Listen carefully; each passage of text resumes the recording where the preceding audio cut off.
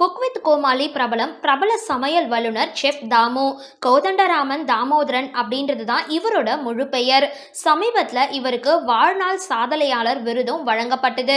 கடந்த 5ஆம் தேதி லண்டன்ல நடைபெற்ற உலகளவிய உணவு விருந்தோம்பல் மற்றும் சுற்றுலா சாதனைகள் நிகழ்ச்சியில இந்த விருந்தானது உலக தமிழ் அமைப்பால அவருக்கு வழங்கப்பட்டது.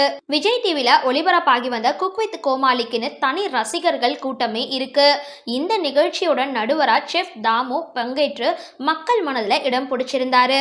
இந்த நிகழ்ச்சியின் மூலமா செஃப் தாமுக்கு மக்கள் மத்தியில ஒரு அங்கீகாரம் கிடைச்சது அப்படின்னே சொல்லலாம். அவரோட வெகுளியான பேச்சு, போட்டியாளர்களை அவர் கையாளுற விதம், அவரோட குழந்தைத்தனமான சேட்டைன்னு எல்லாமே மக்கள் மத்தியில நல்ல வரவேற்பை பெற்றிருந்தது.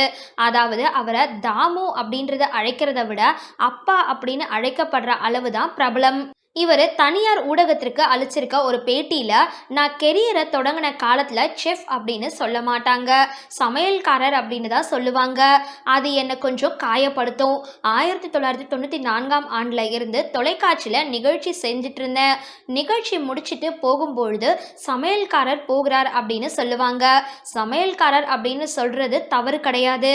அதே நேரத்தில் அதை தாண்டி நம்ம படிச்சிருக்கோம் அப்படின்றத நம்மளே குறைச்சி கூறுவது மாதிரி இருக்கும். கேட்ரிங் துறை பற்றி நிறைய பேருக்கு தெரியறது கிடையாது.